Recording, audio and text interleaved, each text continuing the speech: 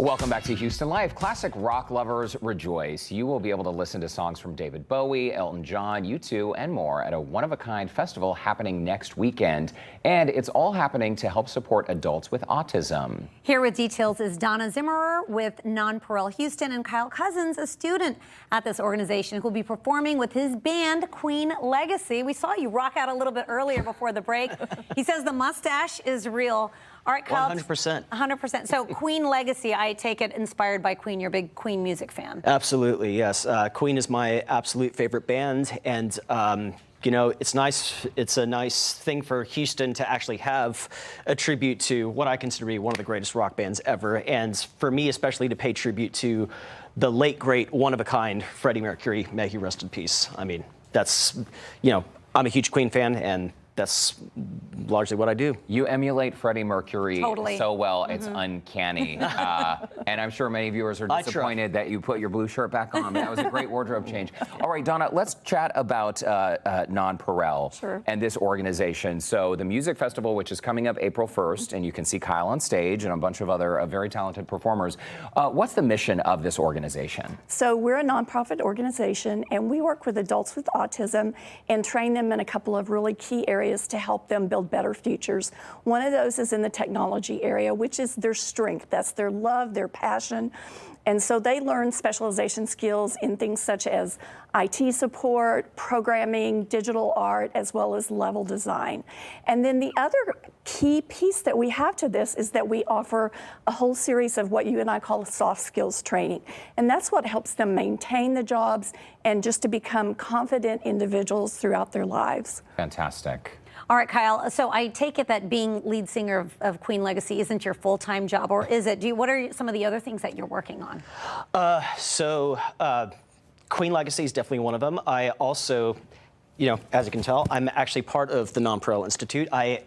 I'm not only a crew member there, but I also work there part-time as a lab assistant. So what that entails is that I take the classes like with the other crew members, but I also monitor our independent lab work hours and be on call to help any crew members that may need assisting with any issues that they may have. I help with the staff members like Donna, you know, and any other staff members there with whatever they need help with, and basically just serving as like a role model for all of the other crew members at Nonpareil. Just set a good example, professional example in our work environment. And what was it about Nonpareil, Kyle, that attracted you to the organization? And since spending time there, what do you think you have gained?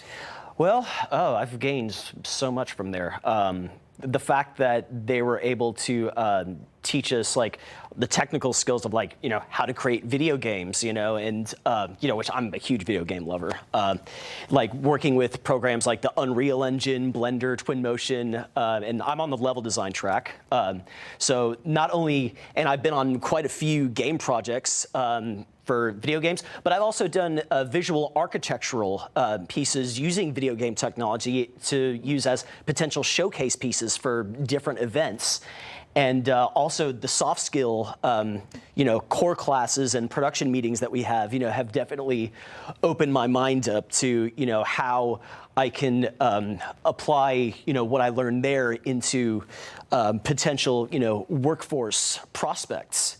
You know, so I definitely feel like I've had a lot more job opportunities, you know, planned for me somewhat in the future, to where I can easily, you know, at some point, hopefully leave Nonpareil to find, you know, a very stable job, a stable future for myself. That I really, you know, I have a college degree in history, but outside of teaching, I can't really, you know, use that for anything else. But here, I feel like I have a lot more potential career options presented to me.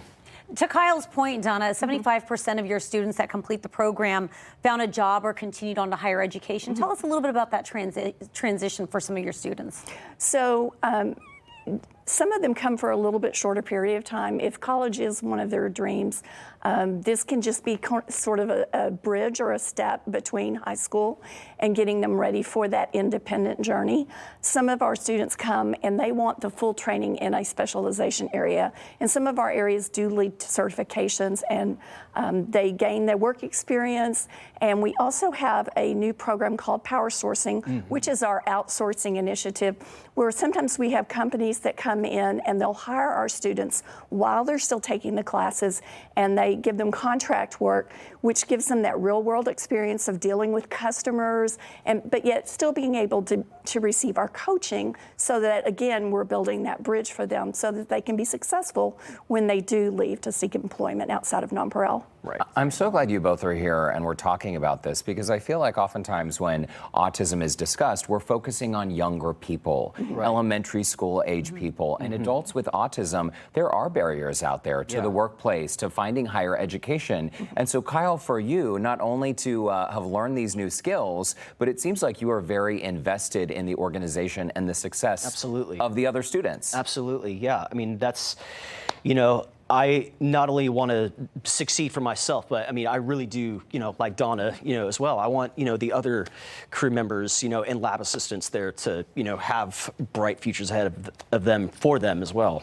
And you created the music festival, is that right? This was your idea? Yes, it was. Okay, so tell us what we need to know. We already mentioned it's Saturday, April 1st. April 1st. So mark your calendar, Sawyer Park in Spring. It is no April Fool's joke, by the way, despite the date. Good one. So what was the genesis of this idea? How did you come up with it? Well, this started completely out of thin air. During a meeting that I had with Donna, another staff member, and my parents, which was literally just about my future at non-Paral. And somebody brought up the idea of like, hey, you know, because you're in a band, you know, you should do think about maybe doing like a fundraiser concert for non-Paral. And a light bulb moment went in my head. I thought, Live Aid for non-Paral. So this has been in the planning since December 2021. And we reached out to quite a number of tribute bands that paid tributes for just some of the bands who were actually at Live Aid in 1985. And you know, it's been really a long, hard process of turning this idea into a reality.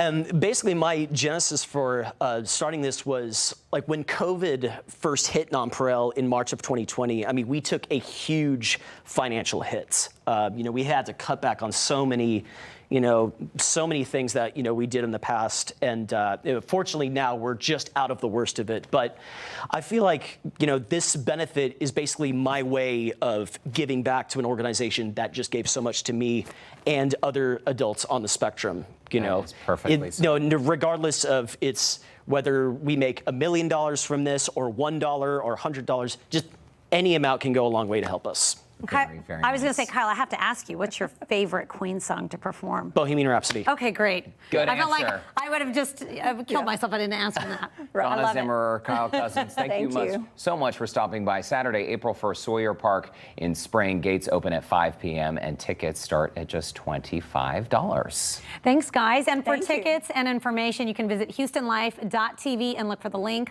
on the Scene On page.